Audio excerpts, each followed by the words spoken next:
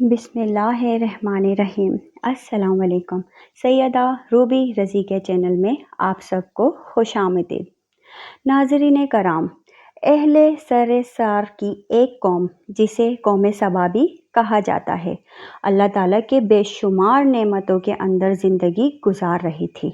یہ قوم ایک عظیم تہذیب و تمدن کی مالک تھی۔ حضرت داؤد علیہ السلام اور حضرت سلیمان علیہ السلام کی باعظمت حکومت کے بعد ان کے حکومت زبان زادے خاص و عام تھی۔ کہا جاتا ہے کہ یہ لوگ گندم کا آٹا بنا کر روٹیاں پکاتے تھے، لیکن اس قدر اسراف کرنے والے ناشکرے تھے کہ انہی روٹیوں کے ساتھ بچوں کا پخانہ صاف کرتے۔ ان آلودہ روٹیوں کو اکٹھا کرنے سے ایک پہاڑ بن گیا تھا۔ ایک صالح شخص نے وہاں سے گزرتے ہوئے ایک عورت کو دیکھا جو روٹی کے ساتھ بچے کے پخانے کے مقام کو صاف کر رہی تھی۔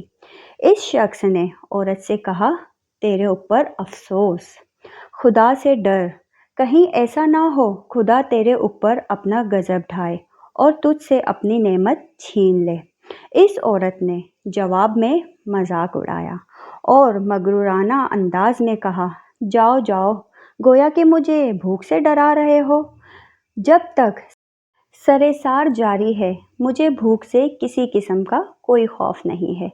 کوئی زیادہ عرصہ نہیں گزرا تھا کہ اللہ تعالیٰ نے ہوس باز اور اسراف کار لوگوں پر اپنا غضب ڈھایا۔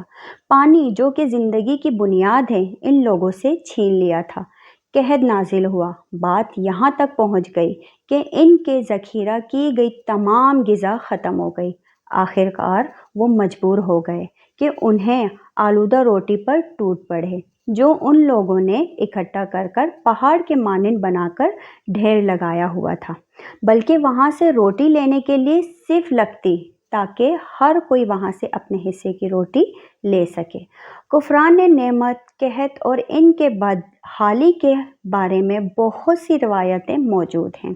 سورہ نحل کی آیات نمبر 112 اور 113 میں یوں ارشاد ہوتا ہے، اور اللہ تعالیٰ نے اس قریہ کی بھی مثال بیان کی ہے جو محفوظ اور مطمئن تھا۔ اس کا رزق ہر طرف سے باقاعدہ آ رہا تھا، لیکن اس قریہ کے رہنے والوں نے اللہ تعالیٰ کی نعمتوں کا انکار کیا تو خدا نے انہیں بھوک اور پیاس کا مزہ چکھایا۔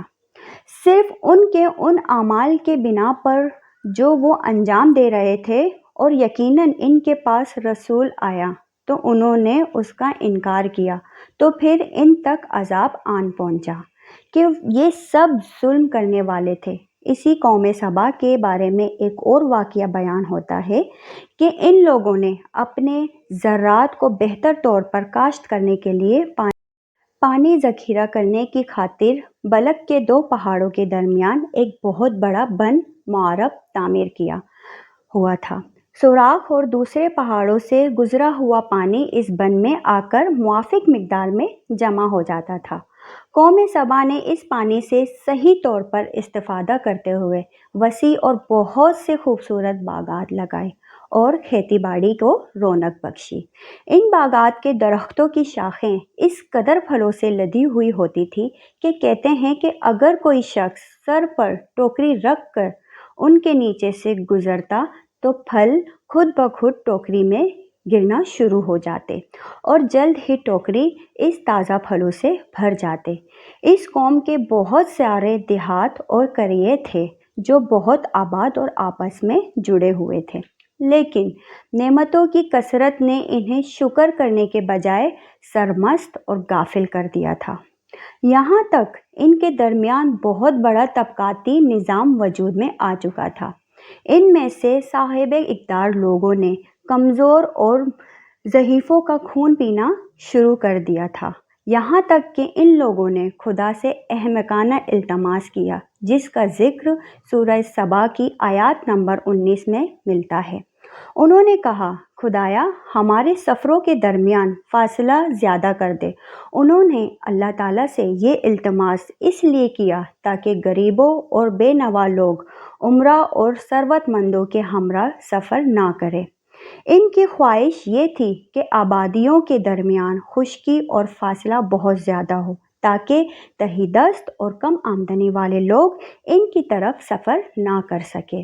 اللہ تعالیٰ نے ان مغرور پیٹ کے پجاریوں پر اپنا غضب نازل کیا۔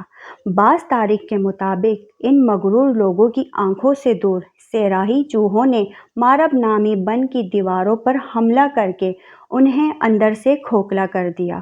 ادھر سے بارشیں زیادہ ہوئی جن کی وجہ سے سیلاب آ گیا اور اس بن میں پانی بہت زیادہ اکٹھا ہو گیا۔ اچانک بن کی دیواریں ٹوٹی، اس سے ایک بہت بڑا سیلاب آیا جس میں تمام دیہات، آبادیاں، مال مویشی، باغات، کھیتیاں، ان کے محل اور گھر پانی میں غرق ہو کر نابود ہو گئے۔ ان کے باغات اور زراعت میں سے صرف کچھ پیلوں اور بیری کے درخت اور کچھ جھاڑیاں بچی تھیں۔ خوش الحان پرندے وہاں سے کوچ کر گئے تھے، جبکہ الوؤں اور کووں نے قوم سبا کے کھنڈرات میں اپنے گھونسلے بنا لیے تھے۔ اس بات کا ذکر سورہ سبا کی آیات نمبر 15 اور 16 میں ملتا ہے۔ اور آخر میں سورہ بقرہ کی آیات نمبر 17 میں قرآن کریم نے اس واقعے کا یوں نتیجہ نکالا ہے: یہ ہم نے ان کی ناشکری کی سزا دی ہے اور ہم ناشکروں کے علاوہ کسی کو سزا نہیں دیتے۔ تو ناظرین کرام، امید کرتی ہوں آپ کو میری یہ ویڈیو اچھی لگی ہوگی۔ اگر اچھی لگی ہو تو آپ لوگوں سے گزارش ہے کہ جاتے جاتے چینل سبسکرائب کرتے جائیں اور اس ویڈیو کو لائک کر کر بیل آئیکن دبا دیں تاکہ آپ کو ہماری ہر آنے والی ویڈیو ملتی رہے۔ جزاک اللہ خیر۔ اب تک کے لیے اتنا ہی۔